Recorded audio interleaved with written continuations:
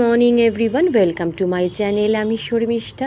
বন্ধুরা, আমার নতুন একটা ব্লগে আমার পুরনো নতুন সব বন্ধুদের আমি ওয়েলকাম জানালাম। আশা করি পুরো ভিডিওটা তোমরা দেখবে, একটুও স্কিপ করবে না। তো চলো শুরু করা যাক ব্লগটা। তো দেখতেই পাচ্ছ আজকে কিন্তু ভালোই রোদ উঠে গেছে, কিন্তু মাঝে মাঝে মেঘলাও করছে, আবার রোদ উঠছে। সেই পরিমাণে কিন্তু সকালের দিকটা না খুব একটা গরম কিন্তু লাগছিল না, বাট যত বেলা যাচ্ছে তত রোদের তেজ বেড়েছে আর তত ভ্যাপসানি একটা গরম। আর আজকের গরমটা ভ্যাপসানি মানে কি বলবো, ড্রাই না, মানে ঘাম ঝরছে রীতিমতো। তো যাই হোক, দেখো ওখানটা আমার ঝাড় দেওয়া হয়ে গেছে। প্রত্যেক দিন ভাবি রোদ ওঠার আগে আমি এই জায়গাটা কাজ সেরে নেবো, এই এক দিন হয় না গো, দেরি হয়ে যায়। তো যাই হোক, কিছু করার নেই, রোদ উঠুক আর না উঠুক আমাদের তো কাজ করতেই হবে। তো সামনেটা ঝাড় দিয়ে এখানে যতগুলো ফুল গাছ আছে সবগুলোকে ভালো করে জল দিয়ে দিলাম। তারপরে চলে এলাম সিঁড়িটা ঝাড় দিতে, মানে বাসি সিঁড়িটা ঝাড় দিতে। মেয়ের আজকে দুখানা পড়া আছে, জানো তো, সকালে একটা পড়া আছে, ইভিনিংয়ে পড়া আছে একটা। তো যাই হোক, মেয়ে বেরোনোর আগে আমি এগুলো ভালো করে যতটা পারি বাসি কাজগুলোকে সেরে নেওয়ার চেষ্টা করছি। তো এখনও ঘুমাচ্ছে, ওঠেনি। আর দেখো আমার এখানটা কিন্তু মোটামুটি পরিষ্কার হয়ে গেছে। কি জানো তো বন্ধুরা, আমরা যে গৃহিণীরা যে কাজগুলো ডেলি বেসে করি, এই ধরো সিঁড়ি ঝাড় দেওয়া, সিঁড়ি দিয়ে ওপর নিচ করা, ঘর মোছা, ঘর ঝাড়ু দেওয়া, ডাস্টিং করা, রান্না করা, যে পরিমাণে আমরা সারাদিন কাজ করি, এই কাজগুলো যদি আমরা নিজের হাতে করতে পারি না বন্ধুরা, আমাদের আলাদা করে জিমে যাওয়াও দরকার হয় না, আর আমাদের আলাদা করে কিন্তু এক্সারসাইজেরও দরকার হয় না, ওয়ার্কআউটেরও দরকার হয় না। অবশ্যই এটা প্রাণায়াম, যোগার অবশ্যই দরকার। সেটা হচ্ছে আমাদের মানসিক হেলথের জন্য, যে আমাদের মানসিকভাবে যাতে আমরা ফিট থাকতে পারি, যাতে আমাদের ডিপ্রেশন, অ্যাংজাইটি, স্ট্রেস না আসতে পারে, তার জন্য তোমরা অবশ্যই ঘুম থেকে উঠে 10 মিনিট মেডিটেশন করো, যোগা করো। বাট আমি বলবো, যদি তোমরা এই পরিমাণে খাটাখাটি করো, মানে তোমাদের যে সিঁড়ি দিয়ে ওঠা নামা হয়, বা তোমাদের ঝাড়পোছ করতে হয়, ক্লিনিং ডাস্টিং সব এক হাতে করতে হয়, কাপড় কাচা হাতে, যদি আমরা কাপড় কাচি ওয়াশিং মেশিনে না দিয়ে, এই কাজগুলো যদি আমরা নিজের হাতে করি না, আমার মনে হয় বাইরে গিয়ে পয়সা খরচা করে জিমে জয়েন করে নিজের শরীর ছড়ানোর কোনো দরকার নেই। আপনি তোমার শরীর ঝরে যাবে, যখন তোমার শরীর থেকে ঘাম বেরিয়ে যাবে, টক্সিন বেরিয়ে যাবে, আপনি কিন্তু তোমার ওয়েট লস হয়ে যাবে। আগে আমার 75 কেজি ওয়েট ছিল, তোমরা তো মানে আমি সেই সময় ব্লগ করতাম না, তোমাদের সাথে যদি আমি কোনো ফটো পাই শেয়ার করব। সেই সময় আমি 75 কেজি ওয়েট ছিল, আমার পিসিওডির প্রবলেম ছিল। আমি কিন্তু এত কাজ, বিশ্বাস করো, কোনো দিনও করিনি। আমি এখন ভাবতেই পারি না যে আমি এত কাজ করতে পারবো একসাথে। ওই যে বললাম না, চেষ্টা, মনে জেদ এনেছিলাম, চেষ্টা করেছি, ঠিক আজকে আমি পেরেছি। আর দেখো আমার এখন ওয়েট হচ্ছে প্রায় 3 থেকে 4 বছর আমার 60-র ওপরে কিন্তু ওয়েট যায় না। তো আবার অনেকে বলবে যে আমি সংসারে খাটাখাটনি করার পরও আমি মোটা হয়ে যাচ্ছি। দেখো, সেটা অনেক সময় শারীরিক প্রবলেম থাকতে পারে, অনেকের থাইরয়েড হতে পারে, অনেকে ব্রেকফাস্ট স্কিপ করে। আমি দেখেছি যারা সকালের ব্রেকফাস্ট স্কিপ করে বা ঠিক মতন করে না, তারা কিন্তু ওভারওয়েট হয়ে যায়। তোমার মনে রাখবে যে ভাবছো আমি খালি পেট থাকবো, আমার ওয়েট ঝরে যাবে, এটা একদম ভুল কথা। তুমি যত পেটকে খালি রাখবে তত কিন্তু তুমি ফুলে যাবে। তো এটাও কিন্তু একটা টিপস, সব সময় মাথায় রাখবে। 2 ঘন্টা অন্তর অন্তর একটু একটু করে খাও, আর ব্রেকফাস্টটা সবসময় হেভি করার চেষ্টা করো। বলে না কথায় যে ব্রেকফাস্ট করো রাজার মতন, ঠিক সেম। তো যাই হোক, দেখো কথা বলতে বলতে কিন্তু ওখানে আমি ভাত বসিয়ে দিয়ে চলে এসেছি। থোড়টাকে প্রেশারে দিয়ে এসেছি, একটু নুন দিয়ে জল দিয়ে প্রেশারে সেদ্ধ করে দিয়ে আসছি। তো ভাতটা হোক, এদিকে আমার কি বলে থোড়টাও হতে থাকবে। ততক্ষণ আমি ভাবলাম বেডরুমটাকে একটু ভালো করে ডাস্টিং করে নিই। প্রত্যেকটা দিন যদি হাতে ধরে 20 মিনিট তুমি যদি ডাস্টিংয়ের পেছনে টাইম দাও না, আমি বলবো যে ডিপ ক্লিন যে জিনিসটা আমাদের করতে হয় প্রত্যেকটা সপ্তাহে, বা লোকজন আসলে, বা পুজো আশ্রা হলে, বা কোনো অকেশন হলে, আমাদের যে ডিপ ক্লিনের যে মাথার একটা হেডেক থাকে না, যে বাবা আমার ঘর পরিষ্কার করতে হবে, ঝুল ঝাড়তে হবে, এদিকটা পরিষ্কার করতে হবে, একদম থাকবে না। বিশ্বাস করো, আমার কিন্তু এই হেডেকটাই নেই যে কেউ আসবে বলে আবার ঘর পরিষ্কার করতে হবে, বা আজকে দুর্গা পুজো আছে, কালী পুজো আছে, দিওয়ালি আছে, বা এর জন্য আমার ঘর পরিষ্কার করতে হবে। এই হেডেকটা আমার কোনো সময় থাকে না। তো কথা বলতে বলতে দেখো আমার বেডরুমটা কিন্তু পুরোপুরি ক্লিন হয়ে গেছে। কি জানো তো বন্ধুরা, তোমাদের সাথে কথা বলতে বলতে কখন যে আমার ক্লিনিং, ডাস্টিং, রান্না সব কমপ্লিট হয়ে যায় আমি বুঝতেও পারি না, বিশ্বাস করো। তো যাই হোক, এবার একটু সোফাটাকে অর্গানাইজ করতে চলে এলাম। যতটা পারি আমি, কি বলো তো, ঠান্ডা মাথায় ধীরে ধীরে চেষ্টা করি সব কাজ নিখুঁতভাবে করার। হয়তো সব সময় পেরে উঠি না, আমি বারবার বলছি যদি কাজ নিখুঁত না হয় তাহলে সেটা নিয়ে টেনশন করবে না, দেখবে একদিন না একদিন ঠিক হয়ে যাবে, শুধু চেষ্টাটা চালিয়ে যাও। আর এখানে দেখো হাজব্যান্ড চলে এসেছে, হাজব্যান্ড খাবে ভাত, ভাত ডাল আলু সেদ্ধ। সকালবেলা আজকে আমরা ব্রেকফাস্ট করেছি ভাত ডাল আলু সেদ্ধ। আমরা মিডিল ক্লাস হাউসওয়াইফ, ঠিক আছে, মানে সাধারণ ঘরের গৃহিণী, হাতের সামনে যা পাবে তাই পেট ভরে খাবে। দরকার নেই বিরিয়ানি মন্ডা মিঠাই খাবার বা মাংস ভাত খাবার, মাছ ভাত খাবার। প্লেন ডাল ভাত আলু সেদ্ধ বা ডিম সেদ্ধ বা ঘি ভাত, সেদ্ধ ভাত, যা হাতের সামনে পাও সেটাই পেটটা ভরে খেয়ে নাও। ব্রেকফাস্টটা করে নাও 9:30 থেকে 10:45 মধ্যে। অনেক সময় সকালবেলা তাড়াতাড়ি ব্রেকফাস্ট করা যায় না, আমিও করে উঠতে পারি না, কিন্তু চেষ্টা করি 10:45 মধ্যে ব্রেকফাস্ট করার। অল্প করে ভাত খাও, তারপর আবার 1:30টার সময় গিয়ে আবার লাঞ্চ করতে শুরু করে দাও। তাহলে কী বলতো, লাঞ্চে না অতটা পরিমাণ তখন আমরা ভাত খেয়ে নিতে পারবো না। একবারে অনেকে দেখবি প্রচুর পরিমাণে ভাত খেয়ে নেয়, তখন কিন্তু ওয়েটটা বেড়ে যায়। মামাই কী দিয়ে ভাত খাবে দুপুরবেলা বাবা? হ্যাঁ ঠিক আছে। পড়া আছে তো তোর আজকে? আবার কটার সময় পড়া আছে তো? 11:15।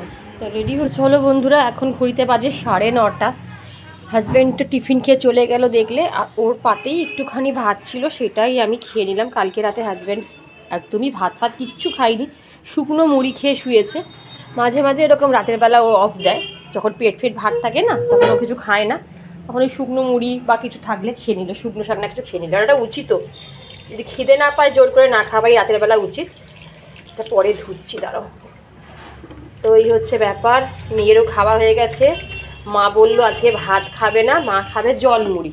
কি বলবো বলো, আচ্ছা এখানে ভাত আর একটু হলেই হয়ে যাবে। এখানে ডালটা বসিয়ে দিয়েছি, ডালটা এতেই বসিয়েছি, ভাতের মধ্যে দিইনি। আর এখানে মনে হয় হয়ে গেছে বোধহয়, দেখি দাঁড়াও। তো লামার না জানো তো, রিং লাইট একটা কিনতেই হবে, কারণ আমার এই আলোতে আর হচ্ছে না একদম। আমি কী বলতো ভিডিও করার সময় একদম রিং লাইট ছাড়াই ভিডিও করছি, ওর জন্য না আমার খুব সমস্যা হচ্ছে ভিডিও করতে। দেখি কিনতে হবে। সেদ্ধ হয়ে গেছে দেখো, থোরটা কচি থোর ছিল। তো চলো রান্নাটা শুরু করে দিই, আবার মেয়ে পড়তে যাবে, সেখানেও তারা আছে। মা তুমি খেয়ে নাও এবার। বন্ধুরা ভেবেছিলাম যে কালো রঙের বেসিন করলে হয়তো নোংরাটা কম হবে, বোঝা যাবে না, কিন্তু এখন দেখছি যে এই কালো বেসিন বেশি নোংরা বোঝা যায়। মানে না যখন শুকিয়ে যায়, ধরো যখন মাজলাম বা ক্লিন করলাম একদম 10-15 মিনিট একদম চকচক করছে। এবার যত সময় যাবে, যত বেসিনটা ড্রাই হতে থাকে, তত দেখি সাদা সাদা সাদা সাদা স্পট, মানে দেখে মনে হয় যে বোধহয় বেসিনটা আমি ক্লিনই করি না। জানি না তোমাদের এরকম হয় কিনা, অবশ্যই কমেন্ট করে বলবে তো। আর দেখো ভালো করে বেসিনটা ক্লিন করে নিলাম, তারপরে চলে এলাম ফ্রিজটাকে ক্লিন করতে। আমি কিন্তু আমার না আমি যেহেতু সপ্তাহে 2-3 দিন এইভাবে ফ্রিজ ক্লিন করে নিই বলে না, আমার ফ্রিজের কিন্তু খুব একটা ডিপ ক্লিনের সমস্যা পড়ে না। কারণ আমি যখনই মনে হয় যে বাবা আমার একটু ফ্রিজটাকে একটু অর্গানাইজ করতে হবে বা একটুখানি পরিষ্কার করতে হবে, আমি ফ্রিজের সুইচটাকে প্রথমে অফ করে নিই, তারপর একটু রুমালটাকে ভিজিয়ে নিয়ে ওর মধ্যে দিয়ে দিই ভিনিগার দিয়ে দিলে কী বলতো, ফ্রিজ থেকে যে ভ্যাপসানি একটা খাবারের গন্ধ থাকে না, সেটা পুরো চলে যায়। ভিনিগারের বদলে তোমরা কিন্তু পাতিলেবুর রসও ইউজ করতে পারো, আর বেকিং সোডা ইউজ করবে। তো দেখো ভালো করে আমি ফ্রিজটা পরিষ্কার করে নিলাম। আর ফ্রিজে অবশ্যই না একটা ম্যাট রাখবে, তাহলে কি বলতো কাচের নোংরাটা হয় না। কি রান্না করি না কিচ্ছু বুঝতে পারছি না। তো বেগুন আছে, যে বেগুনটা রাতে ভাজা করবো, কিন্তু আজকে আদার্স কিচ্ছু সবজি নেই। কি হয় জানো তো, যখন দেখি যখন থাকে তখন ভাবি কোনটা করব কোনটা করব না। আর আজকে ভাবছি থোর আছে মোচা বলছি, থোর আছে, ডাল করেছি, মেয়ের কালকে একটু চিলি চিকেন রয়েছে, ওটা হয়ে যাবে, আর একটু চাটনি করলাম। কিন্তু আর কি করব আমি বুঝে উঠতে পারছি না। কি বলো তো, দেখো মেয়েরা আমরা কিছু না কিছু করে খেলতে পারবো অল্প ভাত, কিন্তু হাজব্যান্ড এই দুপুরবেলায় একটা বেলায় একটু পেট পুড়ে খায়। ওকে যদি একটু থালাটা সাজিয়ে না দিতে পারি না, আমার মনটা একদম ভালো লাগে না, বিশ্বাস করো। আর যে মানুষটা দেখবে খেতে ভালোবাসে, তাকে যদি একটু সাজিয়ে গুজিয়ে দুপুরবেলা না খেতে দিতে পারি, মনটা আমার ভীষণ খারাপ লাগে। হয়তো রান্না করতে করতে তোমাদের সাথে বলি যে আমার কষ্ট হয়, রাগ হয়, তাহলেও যখন ও তৃপ্তি করে খায় খাবারটা, তখন আমার ভীষণ ভালো লাগে, বিশ্বাস করো। তুমি যেন আমি ভাবছি কী করবো। তো দেখো ডিম সকালবেলা একটা খেয়ে গেছে। কী বলছিলি? আমি বলছি পটল নেই। পটল কোথায়? পটল তো কালকে একটা পরশুদিন পটল পোস্ত করলাম না। পরশুদিনকে পটল পোস্ত হয়েছে। পটল থাকলে পটল পোস্ত হয়ে যেত। আরে পটল ও আমার পড়া আছে বাবা। আমার কি রান্না করি মাম্পা আমি দুপুরবেলা বুঝতে পারছি না। প্রত্যেকদিন এই রান্না নিয়ে ঝামেলা, আর আজকে কি রান্না করি বুঝতে পারছি না। ঠিক আছে যাচ্ছি তো, চলো দেখি কি রান্না করি। আর পোস্ত কর। পটল পোস্ত পটল নেই। হ্যাঁ আমি বলবো এখান থেকে লোককে বলবো আমাকে একটু পটল এনে দেবেন। তো চলো ব্যাস, ওই যে শুনতে পাচ্ছেন আবার জামা দাও, মানে আমার যে কি অবস্থা সে আমি জানি। তো চলো দেখি কি আইটেম করতে পারি, তারপর তো অবশ্যই তোমাদের সাথে শেয়ার করবো। আমি ভেজিটেবিল স্টোরেজ বক্সটা খুঁজি ভালো করে, জানো তো, যদি কিছু পেয়ে যাই গুপ্তধন। আরে বরবটি মলাই খেতে চায় না, এটা বরবটিটা আমি ভালোবাসি বলে আমার জন্য এনেছে বরবটি কুমড়ো। ওমা এই যে মা ঢেঁড়স আছে, পেয়েছি। হ্যাঁ এই যে পেয়েছি, এটা দিয়েই করি বাবা। ঢেঁড়স পেয়ে গেছি বাবা, শান্তি হলো। তার মানে ঢেঁড়স করে নেবো। ওদিকে হ্যাঁ পটল না আলু দেবো না, ব্যাস এই ঢেঁড়স পোস্তটাই করে নিই। চলো তো চপাটপ ঢেঁড়সটা কেটে নিই, রান্নাটা বসিয়ে দিই। অনেক বেলা হয়ে গেছে গো এই করতে করতে। কী করবো করে, আরে আমার মনেই নেই যে ঢেঁড়সটা রয়েছে, জানো, ভুলেই গেছিলাম। ঠিক আছে চলো। কি দেখছো ওখানে বসে বসে? যাইনি, বেরোয়নি এখনো তো যেতে। কি রোদের তেজ বাবা, ম্যাডামরা একটু বোঝে না যে বাচ্চাগুলোর কত কষ্ট হয় এই রোদের মধ্যে যেতে যেতে। সেই আসবে এখন 1টা-1:30টার সময় আসবে। ওই যাচ্ছে বললাম মাথায় হেলমেট ছাতাটা নিয়ে যা, তাও নিয়ে যায় না। না দেবে ছাতা না দেবে কিছু, এই রোদের মধ্যে এখন যাবে কত দূর করতে। তো চলো আমি রান্নাঘরে চাই, লাইটটা জ্বালাই, পুরো লাইট অন্ধকার আমার রান্নাঘরটা। রান্নাঘরটার অবস্থা কি হয়ে আছে দেখেছো, পুরো আগোছালো হয়ে আছে। রান্না করতে করতে তো এরকম হয়। তো চলো রান্নাটা বসাই। তো বন্ধুরা মেয়ে পড়তে চলে গেল, আর পড়তে যাওয়ার আগে যে স্কুল বা পড়তে যাওয়ার আগে মাদের যা যা ডিউটি সেটাই একটু পালন করলাম। মানে চুলটুলগুলো একটু বেঁধে দিলাম, হাতের সামনে একটু জিনিসপত্রগুলো এগিয়ে দিলাম, তারপরে চলে এলাম রান্নাঘরে। অনেকটা দেরি হয়ে গেছে আজকে রান্না করতে করতে। তারপর যদি ভিডিও করতে করতে রান্না করি বা কাজ করি, যে কাজটা 5 মিনিটে হয়ে যায় সেটা 30 মিনিটের ওপরে লাগে সেই জিনিসটা করতে। তো যাই হোক, এখানে আমি থোড়টা বসিয়ে দিয়েছি, আর থোড়টার মধ্যে ফোড়ন দিয়েছি আমি শুকনো লঙ্কা, কালো সর্ষে আর একটু রসুন বাটা দিয়ে থোড় খেতে আমার ভীষণ ভালো লাগে। নামানোর আগে একটু মিষ্টি দিলাম, আর নুনটা আমি একদম থোড়ের লাস্টে দিই, মানে জল মরে যাবার পর আমি নুনটা দিই। তো যাই হোক, আর আমি একটু থোড়টা না একটু মিষ্টি খেতে পছন্দ করি, তাই মিষ্টির পরিমাণটা একটু বেশি দিলাম। আর তোমরা আমাকে অনেকে কমেন্ট করে বলো যে তোমার রান্না দেখতে ভালো লাগে, বা তোমার রান্না দেখলে মনেই হয় যে এক্ষুনি তোমার বাড়িতে চলে যাই, খেয়ে আসি। কোনো ব্যাপার না, শুধু কমেন্টে বলবে শর্মিষ্ঠা তোমার বাড়িতে যাচ্ছি, তোমাদের জন্য আমার বাড়ির দরজা সব সময় খোলা আছে, বিশ্বাস করো, নিজের মনে করে চলে আসবে। তো যাই হোক, ওখানে ঢ্যাঁড়সটা কেটে নিলাম, যেহেতু ঢ্যাঁড়স পোস্ত করব, ঢ্যাঁড়সটা কেটে নিলাম, আর এখানেও একটুখানি গাছটায় জল দিয়ে দিলাম। আর দেখো মোটামুটি ঢ্যাঁড়সটা আমার ভাজা হয়ে গেছে। আমি খুব একটা ভেজিটেবিল ভাজি না, তাহলে মানে সবজির গুণাগুণ নষ্ট হয়ে যায়। তো এরপর নামানোর সময় আমি একটু সর্ষে পোস্ত বাটা দিয়ে কিন্তু ঢ্যাঁড়সটা নামাবো। একদম ঢ্যাঁড়সটা সিম্পলভাবে করেছি, তোমরা দেখো এইভাবেও তোমরা ঢ্যাঁড়স করলে কিন্তু বেশ টেস্ট লাগে খেতে। তো হয়ে গেছে মোটামুটি আমার ঢ্যাঁড়স, একটু জলটা শুকিয়ে গেলেই তারপরে কিন্তু আমি ঢ্যাঁড়সটা নামিয়ে নেব।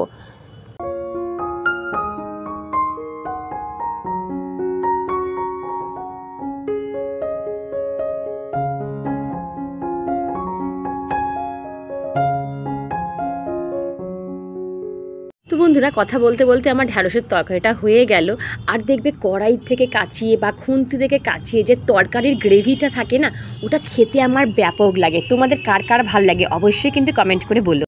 তো চলো বন্ধুরা, একবার লাঞ্চে কী বানালাম প্রিপারেশন করলাম দেখিয়ে দিলাম। সকালবেলা অনেকবার তোমাদের সামনে কান্নাকাটি করলাম যে হাজব্যান্ডকে কী খেতে দেবো, সারাদিন খেটে খুটে আসবে, ও দুপুরবেলাটাই একটু পেট ভরে খায়। রাতের বেলা তো কোনো বাঙালি ঘরে খুব একটা খাওয়া দাওয়ার তোড়জোড় হয় না, দুপুরবেলাটা হয়। আর দেখো সত্যি কথা, ও একদম ডাল ভাত, সত্যি দেখো যেটা সত্যি সে স্বীকার করছি, অনেকে খেতে পারে না জানো তো। তো ওই জন্য মাংস যে চাই সেটা নয়, কিন্তু মানে একটু 2-3 রকমের পদ হবে, ওর সামনে একটু সাজিয়ে দেবে, এটা খুব ভালোবাসে।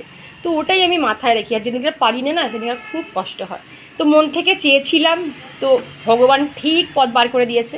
তো দেখো এখানে ঢ্যাঁড়স পোস্ত করে নিয়েছি, ঢ্যাঁড়স পোস্ত না, একটু সর্ষে পোস্ত দিয়ে অল্প অল্প করে মাখা করেছি, ডাল করেছি। আর আমের টক মিষ্টিটা মোটামুটি তোমার ডেরি দেখতে পাবে, কারণ ও না একটু খুব পছন্দ করছে খেতে, দেখছি ইদানিং করে বলে একটু করনি ওই জন্য করলাম। আর চিলি চিকেনটা ফ্রিজ থেকে বার করে দেখলাম বেশ অনেকগুলোই পিস রয়েছে, হাজব্যান্ড আর মেয়ের কিন্তু ভালো মতন হয়ে যাবে। আর এখানে থরছে আজকে ব্যাস অনেকগুলো, 1 2 3 4 5 রকম আইটেম কিন্তু লাঞ্চে আজকে আমাদের হয়ে গেল। তো চলো বন্ধুরা, এবারে এবার এই কী বলে রান্নাঘর পরিষ্কার করব, তারপরে স্নান করব, পুজো করব, আবার বিকেলে তোমাদের সামনে ক্যামেরা অন করে কথা বলবো একদম ছাদ বাগান থেকে। তো চলো, মেয়ে এখনও আসেনি, মেয়ের জন্য ওয়েট করছি। কি পরিমাণে রোদ দেখো, এখনও মেয়েটা আসেনি। কটা বাজে বলে? 12:30 বাজে এখনও। ভালো লাগে না বলো তো? চলো, কি রোদের তেজ গো, আমরা ঘরে থাকতে পারছি না, ওরা বাইরে থেকে আসবে। চলো চলো। তো বন্ধুরা, রান্নাবান্না কমপ্লিট করে না একটু সামনে একটা জায়গায় গেছিলাম, দরকার ছিল বলে, ওই জন্য কুর্তিটা পরে নিয়েছিলাম। আর এসে কুর্তিটা ছাড়িনি, ভাবলাম যে একেবারে রান্নাঘরটা পরিষ্কার করে স্নানে ঢুকে যাব। আর আমি বাইরে 5 মিনিটের জন্য বেরোলেও সেই কুর্তিটা কিন্তু আমি ধুয়ে দিই, একেবারে কুর্তিটা কেচে কুচে নিয়ে বেরিয়ে চলে আসবো।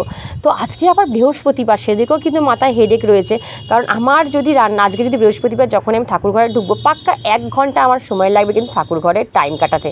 কারণ দেখেছো আমার ঠাকুর ঘরটা অনেকটা বড়, আর আমার ঠাকুর দেবতার সংখ্যা কিন্তু অনেকটা বেশি। তো যাই হোক, তাড়াতাড়ি করে আমি কাজগুলো কমপ্লিট করছি। আর একটা টিপস তোমাদের সাথে শেয়ার করছি, এটা আমি নতুন জানলাম তাই তোমাদের সাথে শেয়ার করছি, জানি না তোমরা জানো কি না। রান্নাঘরে নাকি এই দুটো জিনিস একসাথে রাখতে নেই, পাশাপাশি রাখতে নেই। সেটা হচ্ছে নুনের কৌটো আর হলুদের কৌটো। মানে পারলে তুমি হলুদের কৌটো, তারপর লঙ্কার কৌটো, তারপরে নুনের কৌটো রাখতে পারো, বাট পাশাপাশি রাখাটা নাকি অশুভ। তো যেহেতু আমি জানলাম, সেটাকে একটু মেনটেন করার আমিও কিন্তু এখন থেকে চেষ্টা করছি। তো বন্ধুরা, স্নান টান করে চলে এলাম ঠাকুর ঘরে। আর কি যেন মনে হলো যে না, আজকে একটু বন্ধুদের সাথে বৃহস্পতিবারের আমার পূজা পাঠ শেয়ার করি। তোমরা আমার পূজা পাঠ, আমার মন্ত্র পড়া শুনতে খুব পছন্দ করো, তোমরা কমেন্ট করো, আমার ভীষণ ভালো লাগে, বিশ্বাস করো।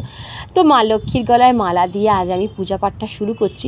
তবে সব কিছু কিন্তু শেয়ার করবো না, তাহলে ব্লগটা অনেক বেশি বড় হয়ে যাবে, লেন্দি হয়ে যাবে। তো যেটুকু পারবো আজকে সেটুকু তোমার সাথে শেয়ার করার চেষ্টা করছি। তো এখানে দেখো আমি আমের পল্লবী আর পুতুলিটা ঘটে এঁকে নিলাম, ব্যাস এখানে মা লক্ষ্মীর ঘরটা বসিয়ে দিলাম। আর এখানে চন্দন কিন্তু বেটে নিলাম। তার আগে কিন্তু আমার ঠাকুরকে স্নান টান করানো হয়ে গেছে, ঠাকুরকে খেতে দেওয়া হয়ে গেছে, ফুল দেওয়া হয়ে গেছে, সেইগুলো কিন্তু আমি আর রেকর্ড করিনি।